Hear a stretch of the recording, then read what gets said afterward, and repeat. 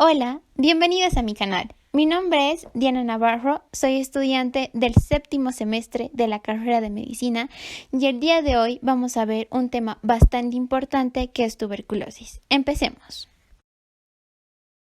¿Sabías que la tuberculosis es una enfermedad transmisible que constituye una importante causa de morbilidad, una de las 10 primeras causas de mortalidad del mundo y la principal debido a un solo agente infeccioso? Está provocada por el bacilo Mycobacterium tuberculosis, que se propaga cuando las personas infectadas expulsan bacterias al aire, por ejemplo, al toser.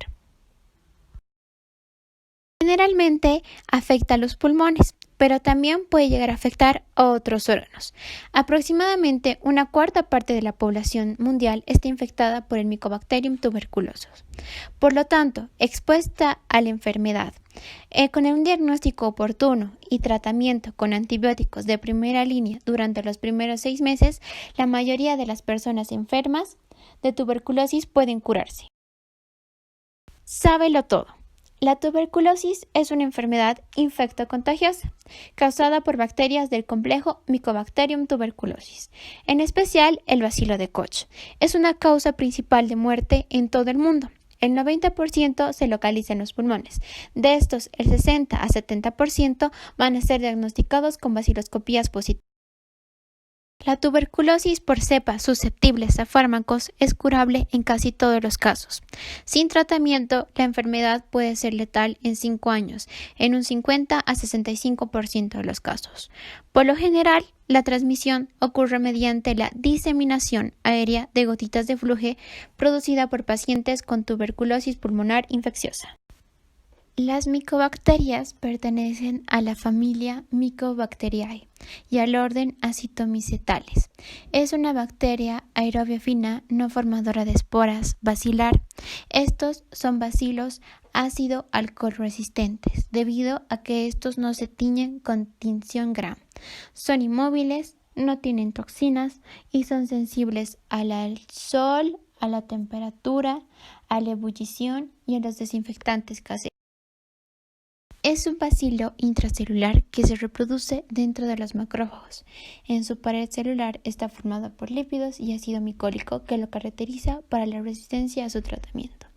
Tiene una localización especial a nivel de los pulmones, en especial en los lóbulos superiores, porque son sectores de pulmón bien ventilados. En cambio, los lóbulos inferiores son sectores de pulmón bien perfundidos. Se calcula que una tercera parte de la población mundial tiene tuberculosis latente, es decir, esas personas que están infectadas por el bacilo pero aún no han enfermado ni pueden transmitir la infección. El 95% de los casos son registrados en los países en vías de desarrollo. Personas infectadas con el bacilo tuberculoso tienen a lo largo de la vida un riesgo de enfermar de tuberculosis de un 10%. Sin embargo, este riesgo es mucho mayor para las personas cuyo sistema inmunitario está dañado, como ocurre en los casos de infección por VIH, malnutrición, diabetes o quienes consumen tabaco. En Bolivia, la incidencia de tuberculosis para el año 2019 tuvo el eje central en las ciudades de Santa Cruz, La Paz y Cochabamba, generando así un número mayor de casos de tuberculosis. En la gestión 2018 se registraron 7.000 casos.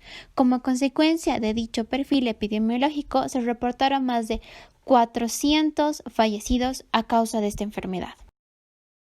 En los últimos años disminuyó la cantidad de pacientes. En el pasado se tenía una incidencia de 100 casos por cada 100.000 habitantes. El año 2019 se inició con 81.9 casos y actualmente la incidencia disminuyó a 67.2 por cada 100.000 habitantes. La población más afectada son varones. Se estima que por cada 2 varones que se encuentran enfermos, hay una mujer con tuberculosis.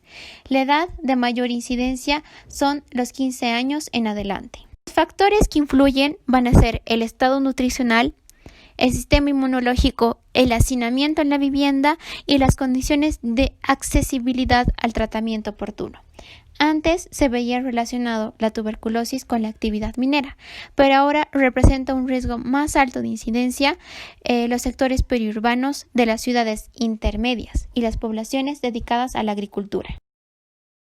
Patología de la enfermedad. Todo comienza con el contagio con el bacilo de Koch por medio de las gotitas de flujo menor a 10 micras, que se localizan en el huésped y estas sobrepasan el mecanismo de defensa hasta llegar a los alvéolos pulmonares, conocido como el foco primario, y donde va a ir a activar a los macrófagos por vía linfática y se van a ir a localizar a los ganglios regionales. Posteriormente, este foco primario constituye la prominfección, es decir, la primera infección. Por otro lado, por vía sanguínea se van a ir a localizar a nivel extrapulmonar, por ejemplo, a nivel renal, genitourinario, sistema nervioso central, hueso, piel. Hasta aquí los bacilos están durmientes, es decir, que no están activos, y estos se van a activar por medio de los factores predisponentes. Cuando el bacilo llega al alvéolo, el primer mecanismo de defensa va a ser el macrófago. Estos van a llegar a sintetizar factores químicos de la inflamación, como ser factor de necrosis tumoral alfa, interleucina 1, interleucina 6, quimiosinas. Es decir, van a producir primera inflamación.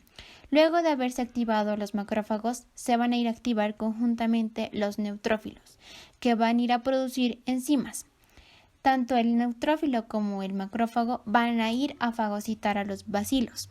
Muchas veces estos bacilos, al ser fagocitados por los macrófagos, dentro de este van a llegar a multiplicarse, lo cual van a hacer que se produzca una apoptosis de los macrófagos y su liberación.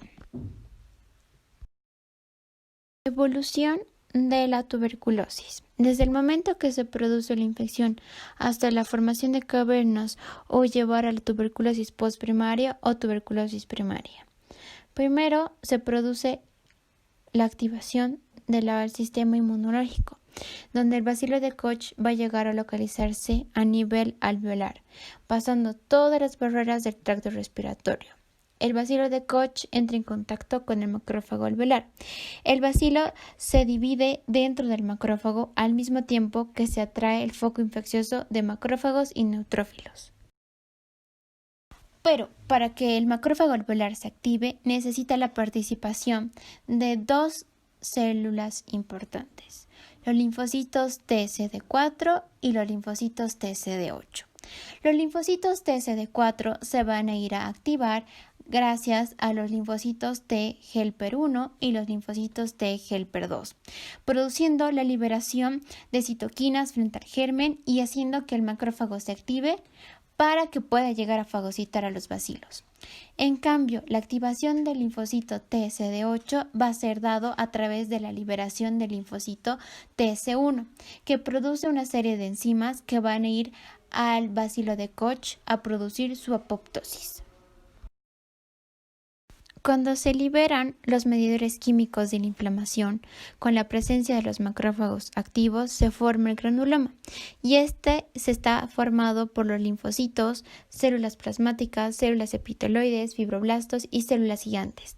También está formado por la necrosis gaseosa, es decir, que está formado por un continente formado por todas las células y un contenido formado por la necrosis gaseosa, que puede llegar a calcificarse y se puede apreciar en una placa radiográfica. La localización del granuloma o foco de Ghon es regional a nivel de los pulmones y tiene un adenoma satélite y un granuloma. La adquisición de una inmunidad específica con la llegada de los linfocitos que son capaces de activar a los macrófagos alveolares dan el inicio a la necrosis gaseosa, que es la formación del granuloma. Una vez formado el granuloma gaseoso, va a haber una resolución del foco infeccioso mediante la esclerosis del granuloma. La evolución hacia la enfermedad va a estar dada por la formación del tuberculoma, que es una figura típica histológica donde se van a ver células de Langerhans. Esta nos va a dar una evolución de una tuberculosis postprimaria o primaria. Luego de una liquefacción del granuloma o incremento masivo de la población bacilar, van a verse cavitaciones, es decir, que la tuberculosis ya es postprimaria, la cual nos puede llevar a la muerte. Las vías de transmisión pueden ser aerógena, que estas son por las gotitas de flujo, digestivas, cutano-mucosas y transplacentarias. Su clasificación de acuerdo a su anatomía. La tuberculosis puede ser pulmonar y extrapulmonar. La tuberculosis pulmonar se refiere a cualquier caso bacteriológicamente confirmado o clínicamente diagnosticado de tuberculosis que implique una lesión en el parénquima pulmonar o en el árbol bronquial. En cambio, la tuberculosis extrapulmonar se refiere a cualquier caso bacteriológicamente confirmado o clínicamente diagnosticado de tuberculosis que implique una lesión fuera del pulmón y llegue a afectar a la pleura, ganglios linfáticos, abdomen, tracto genitourinario, piel, articulaciones, huesos y meninges. En la clínica vamos a tener los síntomas generales: hiporexia o anorexia, astenia o adinamia, una pérdida de peso, fiebre y diaforesis nocturna, que es sudoración, y un malestar general. Vamos a tener también síntomas específicos: tos con expectoración por más de 15 días, expectoración hematoica, es decir, al toser botan sangre, hemoptosis, sangre abundante viva proveniente de los pulmones, y disnea, que es la dificultad para respirar. Si son extrapulmonares, va a ser de acuerdo al órgano que vayan a afectar. El diagnóstico. El examen vaciloscópico directo es la técnica de confirmación más práctica, sencilla y rápida que puede confirmar de 65 a 80% de los casos de tuberculosis. Esta se la va a realizar en toda persona que tenga tos por un promedio de más de 15 días y síntomas respiratorios. Esta se la va a hacer mediante la expectoración, es decir, el esputo. Los resultados de la vaciloscopía. Si no observamos bacilos ácido, alcohol resistentes en 100 campos, es una vaciloscopía negativa. Si observamos menos de 1 en 100 campos observados, es positivo con una cruz. Si observamos de 1 a 10 promedio en 50 campos, va a ser positivo con 2 cruces. Si es más de 10 en 20 campos, vamos a tener un resultado de positivo con 3 cruces. Otra prueba van a ser el cultivo, que va a ser una prueba mucho más sensible, va a requerir de mucho más tiempo, va a ser más compleja y más costosa. Esta es la prueba de oro para ver qué tipo de fármaco vamos a llegar a utilizar.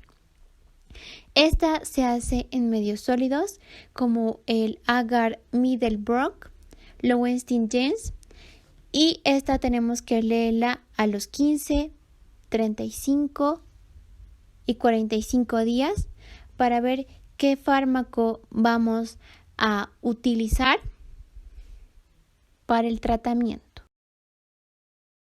El cultivo se va a realizar cuando nuestra vaciloscopía sea negativa y esta continúa con los síntomas y hayan imágenes radiológicas de sospecha de tuberculosis. 2. Sospecha de tuberculosis extrapulmonar, que generalmente va a ir a tener lesiones. 3. En niños con sospecha clínica y epidemiológica de tuberculosis, imágenes radiológicas compatibles. 4. Inmunodeprimidos, especialmente en personas infectadas por el VIH, ya que suelen ser tuberculosis atípicas. Y 4. En personas con antecedentes de tratamiento antituberculoso para hacer pruebas de sensibilidad a drogas antituberculosas. La radiología también es un método de diagnóstico para la tuberculosis. Esta va a ser poco específica, ya que las imágenes radiológicas que produce la tuberculosis se pueden parecer mucho a otras patologías respiratorias o enfermedades respiratorias. Radiológicamente, la tuberculosis puede producir infiltrados, nódulos, cavidades, fibrosis y retracción. Es por eso que es necesario recién pedir una radiografía cuando nuestra vaciloscopía esté negativa y no haya otro método de diagnóstico, que nuestro paciente se trate por otro tipo de diagnóstico y haya una mala evolución del tratamiento, o en caso de niños con sospecha clínica y epidemiológica de tuberculosis. Otra prueba diagnóstica también está la reacción a la tuberculina, que es de poca ayuda diagnóstica, ya que diagnostica infección y no la enfermedad. Entre el 10 al 20% de las formas de tuberculosis pueden aparecer como anergénicas, o sea, no reactivas a la tuberculina, ya sea por una mala técnica o porque la enfermedad que produce va a ser inmunológica, especialmente en personas infectadas con el VIH, insuficiencia renal, malnutrición. La PPD o prueba de la tuberculina nos va a servir para hacer un índice epidemiológico de infección tuberculosa. Nos va a ayudar como diagnóstico de la enfermedad, sobre todo en los niños. Va a ayudarnos a detectar infecciones recientes. Nos va a ayudar a identificar infecciones tuberculosas en personas con alto riesgo. Los resultados va a ser mayor a 5 milímetros en niños y mayor a 10 milímetros en adultos. El tratamiento se va a hacer mediante los fármacos de primera línea y los de segunda línea. Los medicamentos de primera línea principales o esenciales son la isoniazida, rifampicina, piracinamida, streptomicina, etambutol. Estos fármacos son efectivos en la mayoría de los casos. Logran la curación de los pacientes en un periodo de 6 meses o más, de acuerdo a la categoría de la enfermedad. El régimen terapéutico consta de 2 partes. La primera parte va a ser una fase inicial, intensiva o esterilizante. En esta fase los medicamentos se administran en forma diaria. La segunda fase va a ser la fase de consolidación. En esta segunda fase los medicamentos se podrán administrar tanto en forma diaria como trimestral. La administración trimestral de los medicamentos durante la segunda fase del tratamiento o fase de consolidación es posible dado al lento crecimiento del bacilo tuberculoso y porque con la asociación de drogas antituberculosas, la inhibición del crecimiento del bacilo dura varios días. La dosificación de los medicamentos antituberculosos. Tenemos la streptomicina que viene en un frasco de 1 gramo, que puede ser una dosis diaria de 15 miligramos kilogramo peso y una dosis máxima de 1000 miligramos. La isoniazida que vienen en tabletas de 100 miligramos, una dosis diaria de 5 miligramos kilogramo peso y una dosis máxima diaria de 300 miligramos kilogramo peso. La rifampicina viene en frascos y jarabes de 100 miligramos 5 ml y en tabletas asociadas de una tableta de rifampicina isoniazida 300-150 miligramos, una dosis diaria de 10 miligramos kilogramo peso día, una dosis máxima diaria de 600 miligramos día, la piracinamida que viene en tabletas de 500 miligramos, una dosis diaria de 25 miligramos kilogramo peso y una dosis máxima de 2000 miligramos. Y el etambutol, que viene en tabletas de 400 miligramos, una dosis diaria de 15 miligramos kilogramo peso día. La prevención.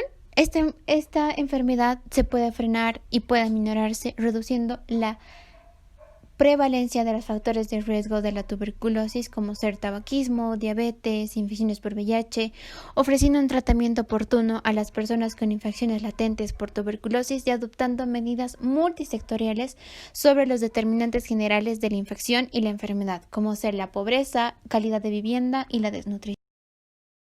La vacuna que podría prevenir la tuberculosis podría ser la última medida de control.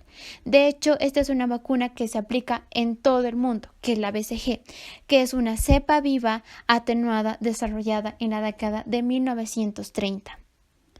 Esta vacuna claramente disminuye la incidencia de tuberculosis infantil, una enfermedad asociada con la diseminación y altas tasas de morbilidad y mortalidad.